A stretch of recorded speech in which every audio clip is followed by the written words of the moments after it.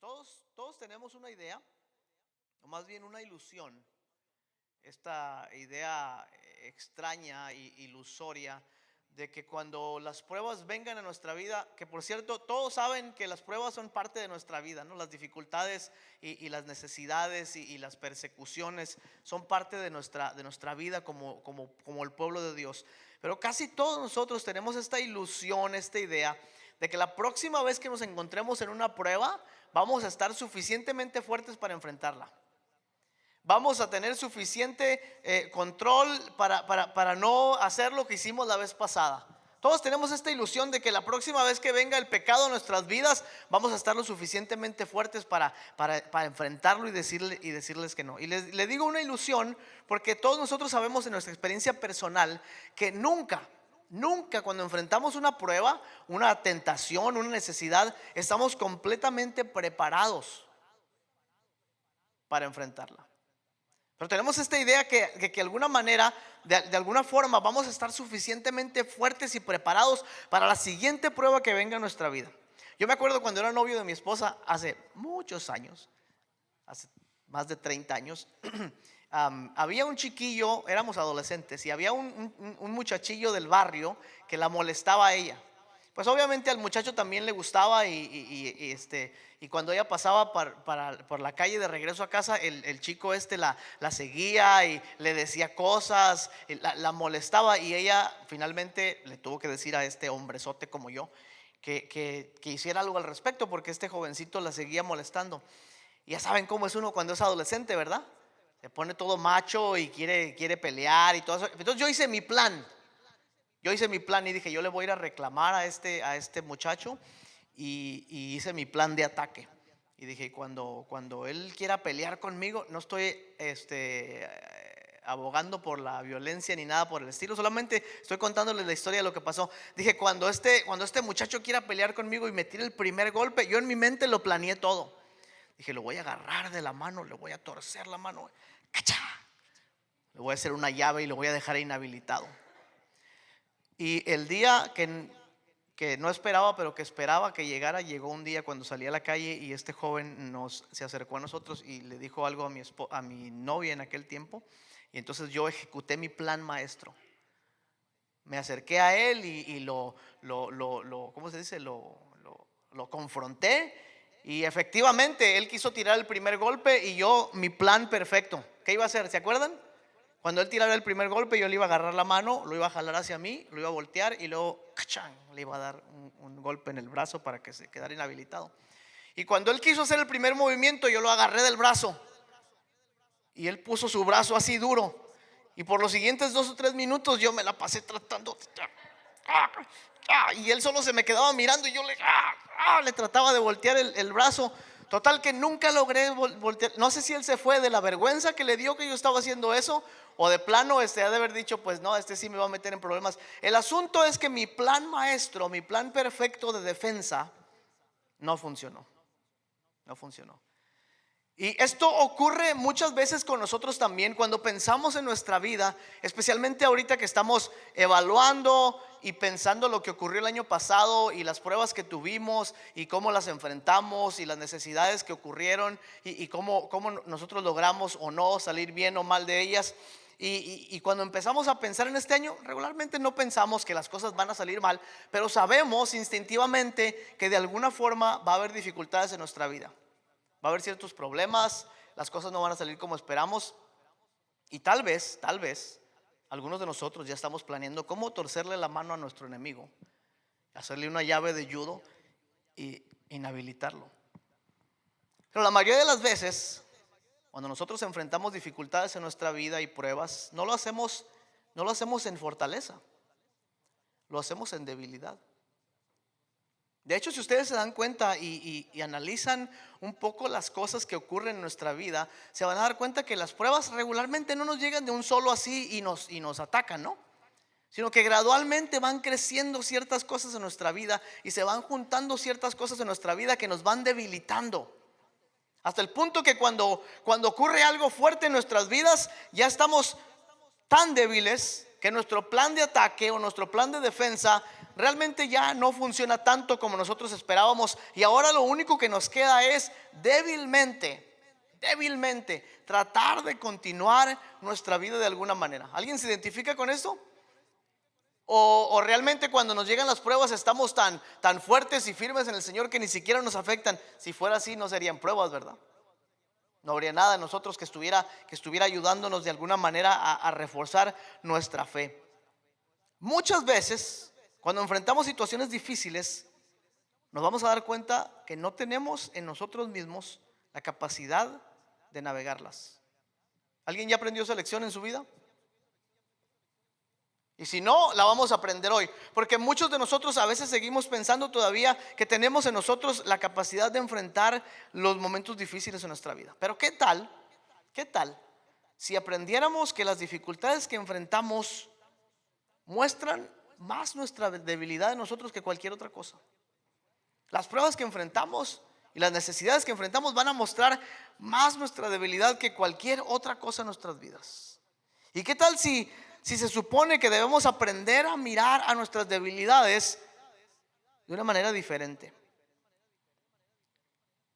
¿Qué tal si en lugar de ver nuestra debilidad como algo malo o como algo que nos va a impedir nuestra vida de fe, qué tal si es en nuestra debilidad donde realmente comenzamos a entender más quiénes somos nosotros, más quién es Dios y más acerca de su gracia y de su misericordia? Y con esto quiero introducir los temas de los que estaremos hablando durante las siguientes semanas.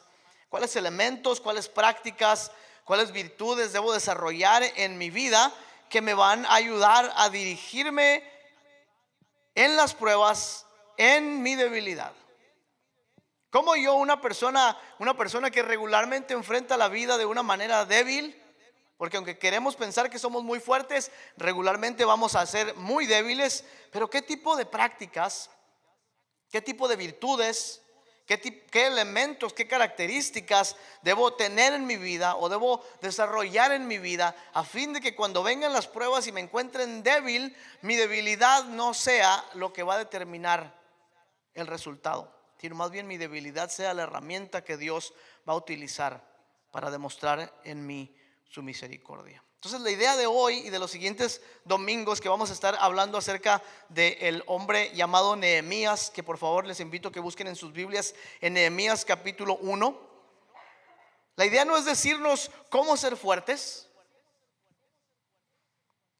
sino más bien cómo navegar en debilidad las aguas de las dificultades. Porque les digo una cosa: si la vida cristiana pertenece a aquellos que son fuertes y aquellos que nunca se rinden, y aquellos que siempre mantienen su fe, entonces yo creo que 9 de cada 10 de nosotros, o tal vez 9.5 por los que son bajitos, vamos a fallar. Si la victoria en la vida cristiana tiene que ver con nuestros recursos, nuestro intelecto, nuestro conocimiento, nuestra capacidad para creer, si tiene que ver con estas cosas, entonces el 9.5 de nosotros vamos a fallar en los caminos del Señor. La realidad es esta: que la gran mayoría de nosotros, más bien todos nosotros, aunque nos gusta más bien llevar una careta de fortaleza, todos nosotros caminamos en esta vida en debilidad. Y no debe sorprendernos, porque la vida del Mesías es también una vida de debilidad, y en él, en su debilidad, nosotros vamos a hallar nuestra fortaleza. Es que les invito a que busquen Nehemías capítulo 1. Hoy solamente como introducción vamos a estar de los versículos 1 al 3, aunque cada domingo de los siguientes que vienen vamos a... ¿Dónde está Nehemías? Ya se me perdió. Nehemías, ya lo encontré. Está entre Génesis y Apocalipsis, dijo uno por ahí. Hoy vamos a ver los 3 versículos del primer capítulo, y la próxima semana vamos a continuar el capítulo 1, después el capítulo 2, y así hasta que lleguemos al final del libro de Nehemías. Pregunta: ¿cuántos de ustedes han estudiado la vida de este personaje bíblico? ¿Alguno? ¿Alguien sabe más o menos de qué se trata la historia? Nehemías vive en un tiempo en el que el pueblo de Israel está exiliado, es decir, ellos después del exilio a Babilonia, recuerdan que el último, la última, la otra mitad del reino, el reino de Judá, ¿era el del norte o el del sur el Judá? El sur. Eso decía la pregunta del viernes que hicimos, el sur, ¿verdad? El reino de Judá o era el del norte. No, el del norte cayó primero y luego el reino de Judá permaneció un poco más. Fueron llevados cautivos a Babilonia primero. Y ahí es cuando tenemos la historia de Daniel y de Jeremías y otros. Y después de ser cautivos por los babilonios perdieron el poder del imperio y fueron conquistados por los medo-persas.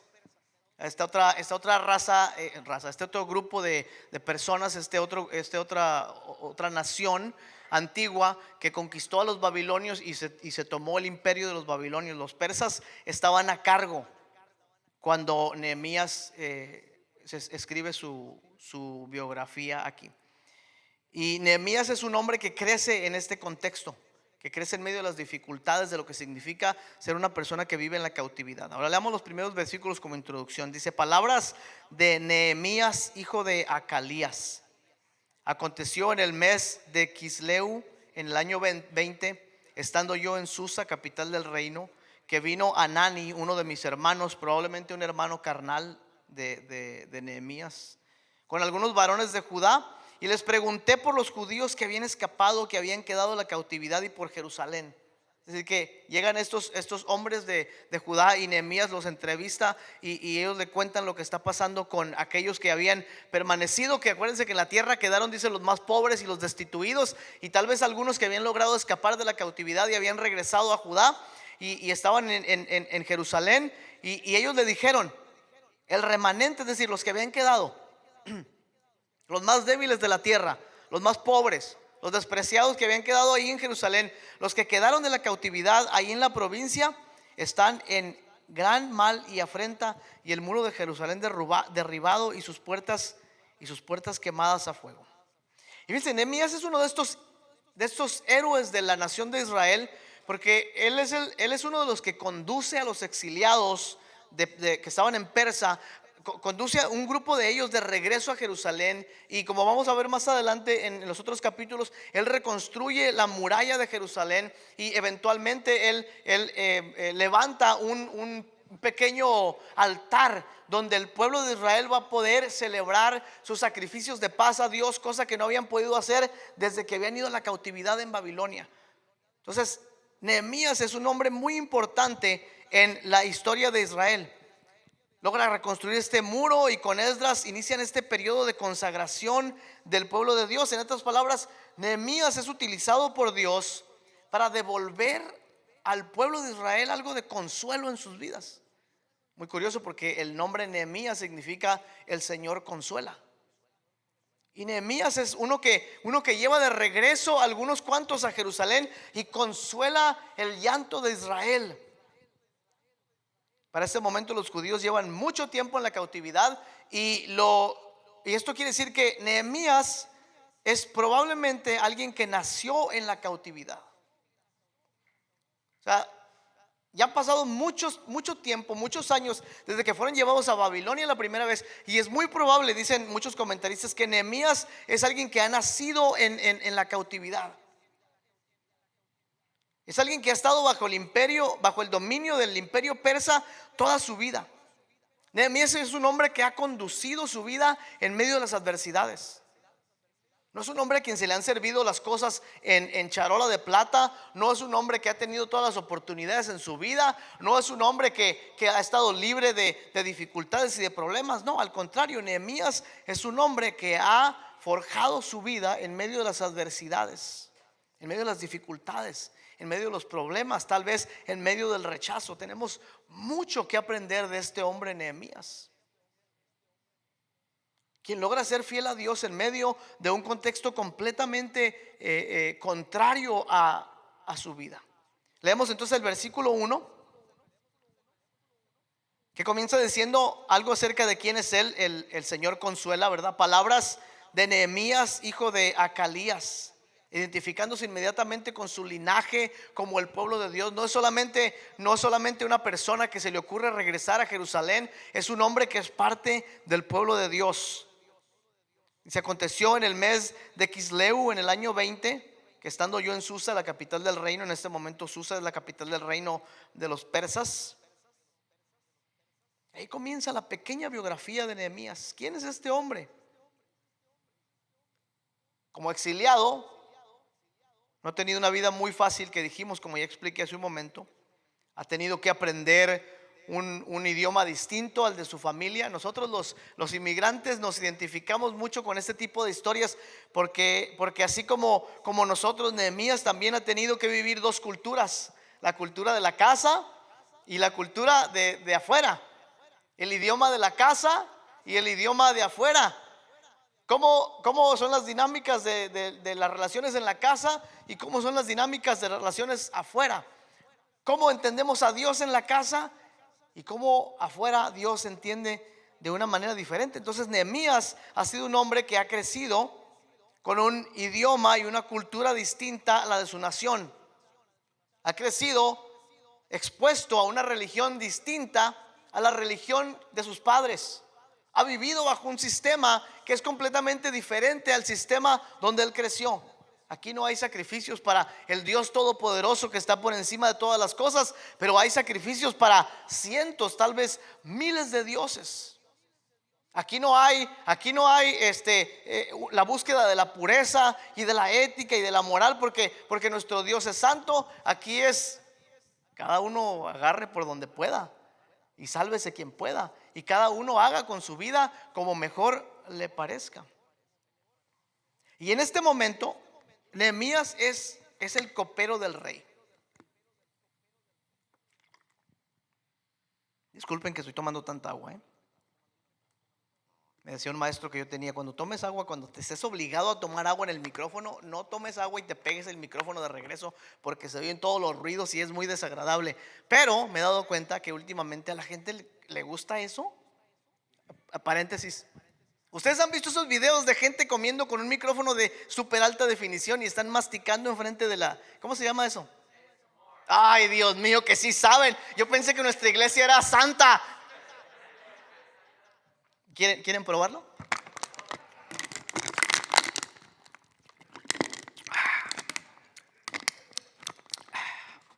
Eso lo vamos a editar de la grabación. O quién sabe, nos hagamos famosos en el TikTok como algunos por aquí.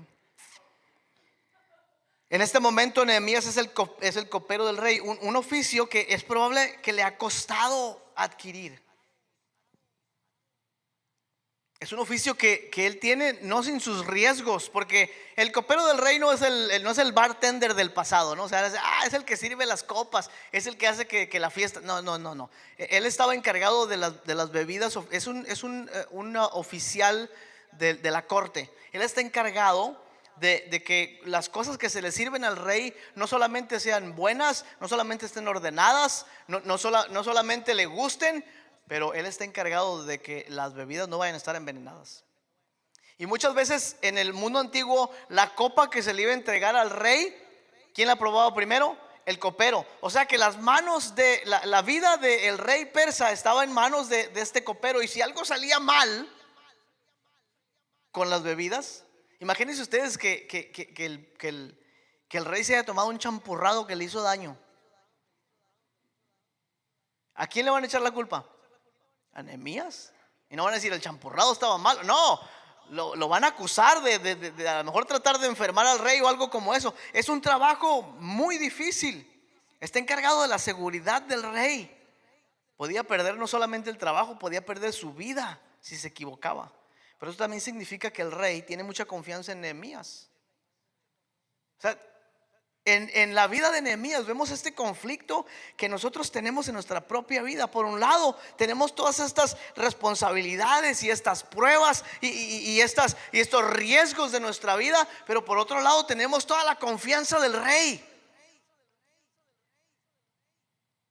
que nos dice que está bien lo que estamos haciendo, que Él tiene confianza en nosotros. No importa que tomemos decisiones a veces apresuradas o que tengamos que hacer algunas cosas que no estaban completamente bien.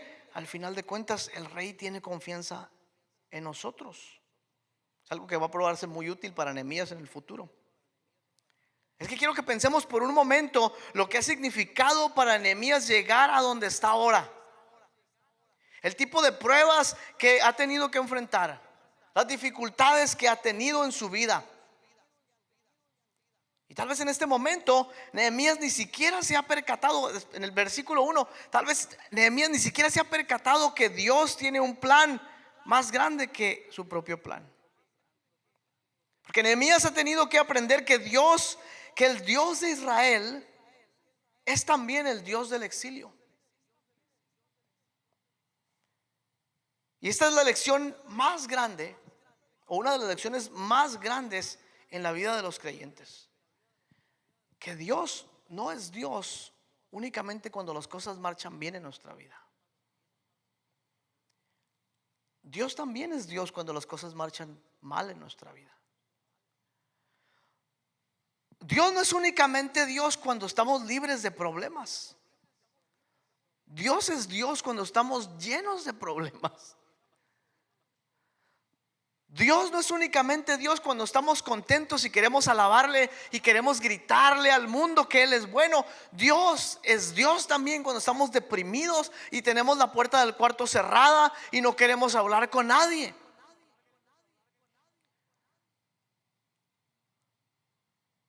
Dios es Dios en Jerusalén, en el templo, pero también es en Persa, en la cámara del rey. Dios es Dios de Israel, pero también es Dios de los exiliados. Y esta es una de las lecciones más importantes que nosotros los cristianos necesitamos aprender: que Dios es Dios, no importa cómo marchan las cosas en nuestra vida. ¿Por qué digo esto? Porque muchas veces la primera razón por la cual permitimos que las pruebas rebasen nuestra vida, la primera razón por la cual las dificultades nos ahogan, es porque olvidamos en ese momento que Dios es también Dios de las tormentas. Que Él es Dios de la calma, pero también es Dios de la tormenta. Es Dios de la montaña, pero también es Dios del valle. Es Dios del fuego, pero también es un Dios del agua. Y permitimos muchas veces que en nuestras pruebas olvidemos la soberanía de Dios.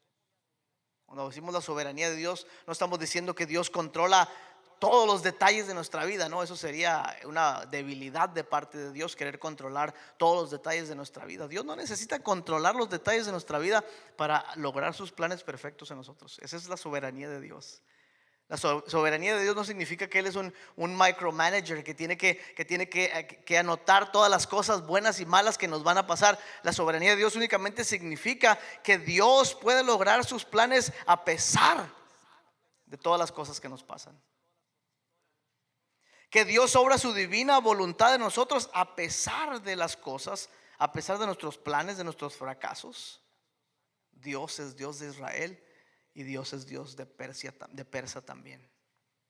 Y las hijas y los hijos de Dios debemos aprender a movernos en fe en medio de las dificultades. Y los que aprendemos a movernos en fe en medio de las dificultades somos aquellos que tenemos la confianza de que Dios está con nosotros aún cuando todo alrededor nos dicta que Dios nos ha abandonado. ¿Alguien se ha sentido así alguna vez? Como que Dios se tomó un break con nosotros y de repente nos dejó caer. Hay muchos salmos que hablan de esto, de esta angustia de la persona cuando dice: Señor, mientras estuviste conmigo estuve bien y estuve elevado, pero apenas te apartaste y caí hasta el Seol, hasta lo más profundo.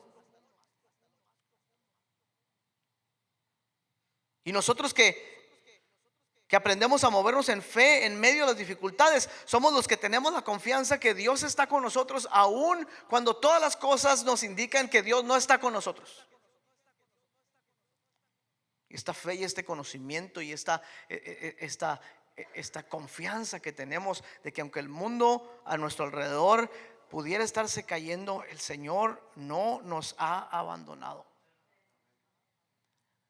El Señor no ha dejado de amarnos.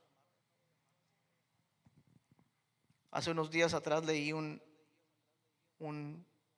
Twitter, dice Mike, de un escritor que en otras ocasiones les he hablado de él, un hombre que murió, falleció hace algunos años, um, el pastor Eugene Peterson, y el hijo de él en su funeral, él pone este tweet, el viernes pasado lo puso. Dice, en su funeral su hijo contó esta historia, que 29 años en el ministerio había logrado engañar a todas las personas. Eugene Peterson dice, en 29 años en la iglesia él había logrado engañar a todas las personas porque solo tenía una predicación, solo tenía un mensaje. Dijo su hijo, era un secreto que compartió conmigo cuando yo era muy pequeño. Es un mensaje que mi padre me susurró al oído por 50 años. Palabras que me decía aún cuando estaba a punto de dormirme en mi cama cuando era un niño. Mi papá, en 30 años de pastor, solamente tenía un mensaje: Dios te ama, Dios está de tu lado, Dios viene por ti, Dios no descansa. Ese es el mensaje que le decía todo el tiempo: Dios te ama, Dios está de tu lado, Dios viene por ti, Dios no descansa. Versículo 2 dice que vino Anani, uno de mis hermanos, con algunos varones de Judá, y les pregunté por los judíos que habían escapado, que habían quedado en la cautividad, y por Jerusalén. Cuando leemos este versículo, inmediatamente nos damos cuenta que aquí se presenta una oportunidad, que Dios nos da un entendimiento en algunas ocasiones para saber que hay algo que se necesita hacer y que tal vez no hemos considerado antes. Sobre todo cuando nos encontramos en medio de las dificultades, no nos damos cuenta que a veces son pequeñas oportunidades que Dios nos da para fijarnos en algo que teníamos que hacer y que no habíamos hecho.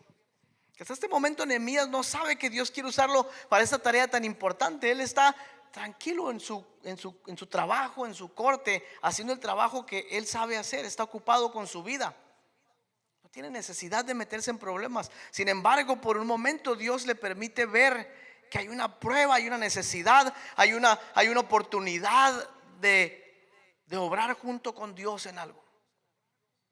Esto a mí me pareció muy interesante cuando estaba leyendo, porque esto nos pasa a todos nosotros. Si prestamos atención, muchas veces nos vamos a dar cuenta, si prestamos atención, que en medio de las cosas que ocurren en nuestra vida, Dios abre la ventana, a veces muy pequeña, pero a veces hasta nos encandila y nos deja saber que hay algo en lo que Él requiere que nosotros participemos. No sé exactamente de qué se trata, no sé cuánto va a requerir de mí, no sé qué tipo de dificultades voy a adquirir con esto. Pero esto es otra manera en la que Dios nos ayuda a percibir nuestras debilidades. ¿Alguna vez le ha pasado esto a usted? Que de repente, por alguna razón, aún sin pensarlo, usted se dio cuenta que había una necesidad, que había un problema, que había algo donde usted podía participar con Dios. Y se rasca la cabeza y dice: pero si yo me meto en esto, miren hermanos, ya le puedo hacer así, ya no traigo gel. No juzgues a la noche. A los que están viejos se la van a saber de qué es, ¿no? ¿Será que no me amas? ¿No sucede lo mismo con nosotros? Pues que entonces nos damos cuenta de que Dios ha abierto una ventana y hay una oportunidad. Y lo primero que ocurre con nosotros cuando vemos esta oportunidad de parte de Dios es que nos damos cuenta que somos muy débiles. ¿Cuántos de ustedes, por ejemplo, han tenido la oportunidad de exhortar a alguien en sus vidas? Y Dios los hizo toparse con alguien y hubo una situación donde usted dijo: ay, esta persona, ¿será que le digo o no le digo? Porque lo que anda haciendo no es del Señor. Pero si le digo y luego se hace mi enemigo, o si va y le dice al pastor que lo ando yo juzgando o la ando juzgando. Inmediatamente cuando una oportunidad se abre para servir a Dios, inmediatamente nos damos cuenta de nuestras debilidades. ¿Verdad que sí? Decimos: no, yo no pudiera hacer, yo no me meto en ese matrimonio porque qué tal si yo les quiero decir algo y me rechazan. Yo no le digo nada a esos jovencitos que están iniciando esa relación porque qué tal si sus papás se enojan conmigo. Inmediatamente nos damos cuenta que tenemos debilidades y que no queremos más problemas en nuestra vida, porque esto únicamente significa que vamos a tener que cargar con ciertas responsabilidades y el peso de ciertas cosas que tal vez no quisiéramos llevar. Versículo 3. Y me dijeron: el remanente de los que quedaron en la cautividad allí en la provincia están en gran mal y afrenta, y el muro de Jerusalén derribado y sus puertas quemadas a fuego. ¿Y qué tengo yo que ver con esto?, dice Nehemías. ¿Qué tiene que ver conmigo que Jerusalén esté en ruinas? ¿Qué tiene que ver conmigo la gente que se quedó allá? ¿Qué tiene que ver conmigo los exiliados? ¿Qué tiene que ver conmigo mi familia, la que tengo 5 años que no les hablo? ¿Qué tiene que ver conmigo esa situación? Mi vida está bien en este momento. No necesito más problemas en mi vida. Es más, si no le presto atención a ese asunto, tal vez y se nos olvide más adelante, y tal vez no tenga yo que hacer absolutamente nada. De repente otra vez nos encontramos con este conflicto, tal vez personal, o tal vez a uno donde Dios nos está invitando a participar con Él, y tal vez nos damos cuenta que lo que pensábamos, como Nehemías, como lo que pensábamos que estaba en una buena condición, no está en una buena condición.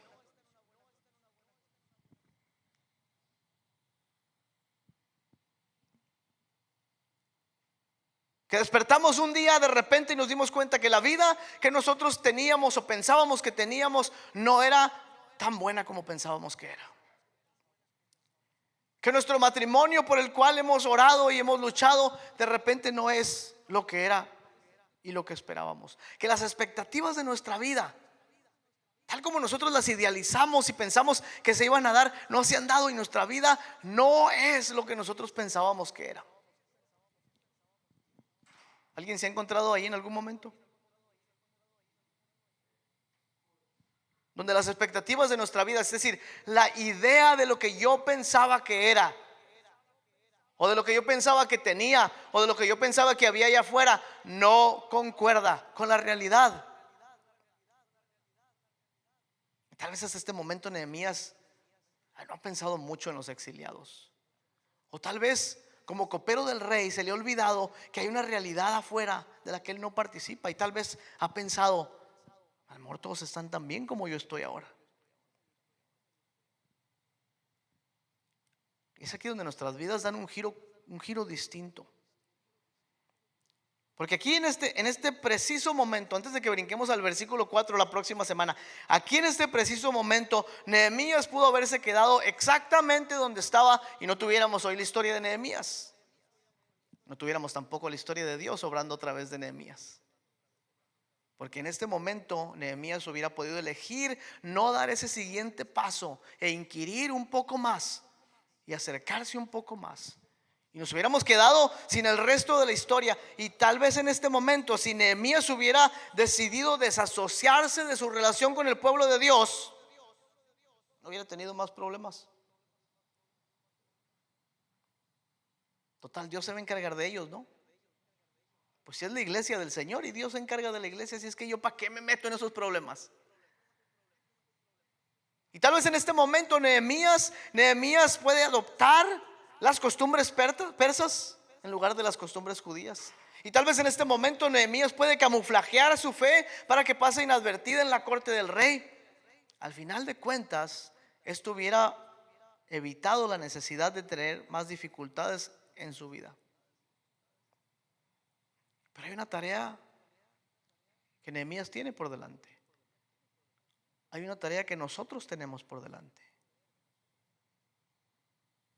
Y en ese preciso momento nos damos cuenta que no tenemos en nosotros los recursos para llevar a cabo la tarea de Dios en nuestras vidas y en el resto de la creación. Señor, ¿cómo quieres que ore por los exiliados? Porque ya oro por ellos de vez en cuando. Señor, me estás llamando a unirme contigo en esta misión de ir a restaurar el muro. ¿Te has puesto a pensar, Dios, lo difícil que sería eso? ¿Por qué me pides a mí, Señor?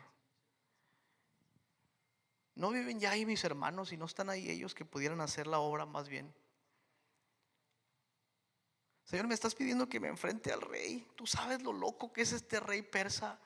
Y si le pido permiso para hacer algo, ¿qué tal? ¿Qué tal si me niega y hasta me manda a matar? ¿Qué tal si me destituye como copero? ¿De verdad me estás pidiendo que tenga fe en ti cuando todo a mi alrededor me dice que no hay fe? Y tal vez ahí empezamos a creer que lo que Dios requiere de nosotros es una fe que nunca duda. Porque es cierto, cuando tenemos dificultades y pruebas y cuando la ventana se abre para que nosotros veamos lo que Dios quiere hacer, tal vez lo primero que pensamos es, bueno, tal vez lo que Dios quiere es que yo no dude acerca de su poder y que no dude nunca de lo que Dios va a hacer. Tal vez Dios quiere que seamos como esos guerreros de los que hemos escuchado en otras ocasiones en las predicaciones que nunca se rindieron, ¿verdad? Tal vez seamos como esos cristianos que no se deben cansar y que ni siquiera cantan ese canto de cansado del camino, porque los cristianos no se cansan. Tal vez Dios quiere que seamos personas de valor, que se enfrentan a las dificultades y que nunca dicen que no. Pero ¿no será más bien que lo que Dios desea de su pueblo, de ti y de mí, es mostrar sus maravillas en nuestras debilidades? ¿No será más bien que lo que Dios quiere hacer es no solamente que estemos fuertes para enfrentar las pruebas, pero que aún estando débiles podamos enfrentar las pruebas? ¿No será más bien que enfrentar las dificultades de nuestra vida tiene mucho menos que ver con nuestras fuerzas y mucho más que ver con la gracia de Dios?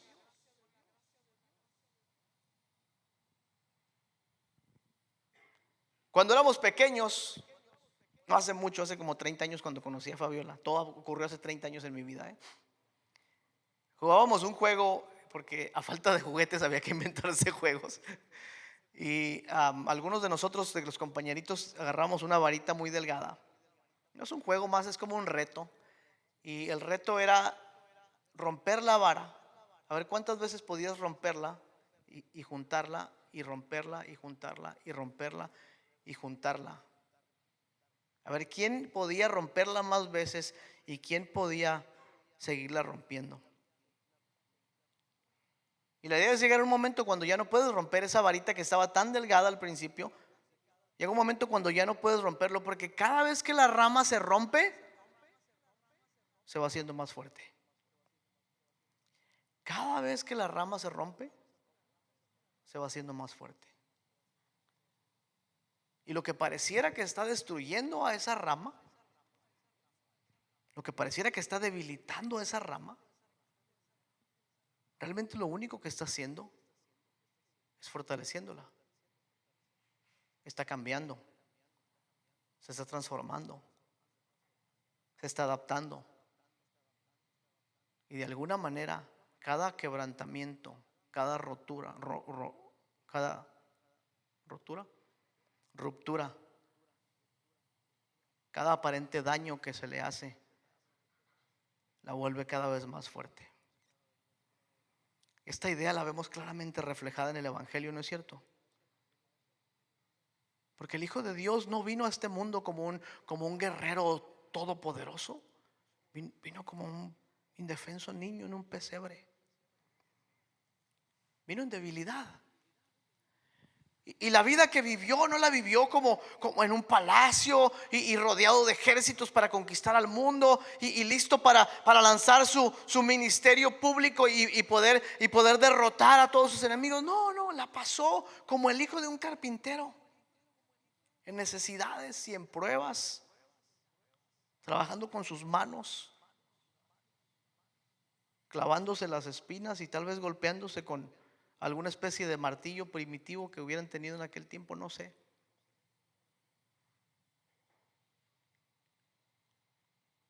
Y cuando creció el Hijo de Dios, no predicó un mensaje donde él decía: ustedes ahora tienen que ser muy fuertes y ustedes tienen que levantarse en armas y ustedes tienen que seguirme y vamos a derrotar a los romanos. No, predicó un mensaje de debilidad.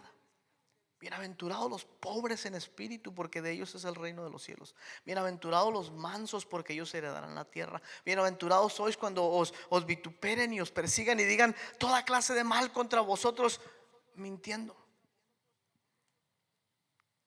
Y en esa debilidad el Hijo de Dios llevó nuestras transgresiones y nuestros pecados, y en debilidad murió en la cruz.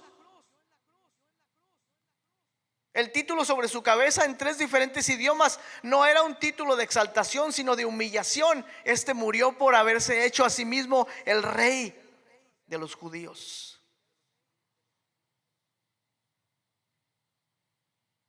Jesús nunca negó la debilidad como parte de su naturaleza. Los evangelios no niegan la debilidad de Dios como parte de quién es Él. Jesús se sintió cansado, Jesús se sintió molesto, Jesús se sintió con hambre, Jesús tuvo sed, Jesús quiso rendirse en algún momento. Jesús estuvo en el último momento de su vida en la tierra diciéndole al Padre: si es posible que pase de mí esta copa. Jesús nunca negó la debilidad como una falta de fe. Jesús nunca dijo que cuando tenemos este tipo de problemas Dios no está con nosotros. No, al contrario. En su naturaleza humana fue el ejemplo perfecto de la debilidad humana, porque la naturaleza humana es pura debilidad. Somos pura debilidad nosotros. Pero el evangelio nos muestra lo que Dios puede hacer con nuestras debilidades. Incapacitados para buscar a Dios, Él derrama de su gracia. Incapacitados para vivir en justicia, Él derrama su gracia. Incapacitados para salvarnos a nosotros mismos, Él derrama su gracia. Incapacitados para recibir perdón, Él derrama su gracia. Si Nehemías ha vivido toda su vida en debilidad, y va a llevar a un pueblo débil de Dios para formar un pueblo de Dios en debilidad, tal y como el Mesías ha hecho con nosotros. El apóstol Pablo, no haciendo eco a esto, pero pensando en la debilidad de la vida cristiana y del ser humano, dice en un pasaje en 1 Corintios, dice: porque lo débil del mundo escogió Dios, y lo menospreciado del mundo escogió Dios, y lo vil del mundo escogió Dios, y lo que no es, para deshacer lo que es, a fin de que nadie se jacte en su presencia. Porque ustedes, dicen, no son ni muchos poderosos, ni muchos nobles, ni muchos sabios, ni muchos fuertes. Y bueno, qué lindo sería Pablo predicándole eso a unas congregaciones en Corintios. Pero él mismo dice en otro pasaje a las mismas iglesias más adelante, en el capítulo 12 de la segunda carta a los Corintios, dice: cuando él mismo le rogó al Señor que le quitara su debilidad, el Señor le dijo: mi gracia es suficiente para ti. Bástate mi gracia, porque mi poder se perfecciona ¿en dónde? ¿En dónde? En tus debilidades. Y el apóstol despierta a esta hermosa verdad y dice: por tanto, de buena gana me gloriaré en mis debilidades, porque cuando soy débil, entonces soy fuerte. Cuando soy débil, entonces soy fuerte. Y lo que sea que vas a enfrentar en este año, no va a ser como lo esperabas. El año pasado augurábamos que iba a acabarse el COVID, que ya había vacunas, que íbamos a estar bien. Este año vamos a estar todo bien. Y no fue lo que esperábamos, ¿verdad? El año pasado dijimos: vamos a abrir las puertas del edificio otra vez, y van a ver cómo los hermanos van a llegar corriendo para el servicio. No pasó así. Va a cambiar la presidencia y de repente ahora van las cosas. No, las cosas no cambiaron como esperábamos. Pero ¿saben qué tampoco ha cambiado? La gracia y la misericordia de Dios. Eso nunca cambiará. Eso nunca cambiará. Entonces, lo que sea que vamos a enfrentar en este año no va a ser lo que esperabas, precisamente porque Dios quiere obrar su gracia en tu vida para fortalecerte. Y las oportunidades que Dios ponga delante de ti, las crisis y los conflictos, todos van a ser una oportunidad para demostrar qué tan débiles somos Pero qué obra tan maravillosa Dios puede hacer con nuestras debilidades. Así es que, ¿por qué no iniciamos hoy, que es el primer domingo del año? ¿Por qué no iniciamos el año débilmente? En lugar de iniciarlo como regularmente lo hacemos, con todas nuestras metas y todos nuestros sueños y prometiendo que vamos a leer la Biblia todo el tiempo. Yo no he fallado hasta ahorita en todo el año,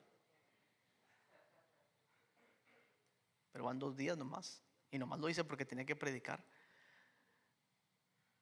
Pero ¿por qué en lugar de pensar en comenzar así con mucha fuerza, así todos valientes, así para adelante, por qué no comenzamos en debilidad?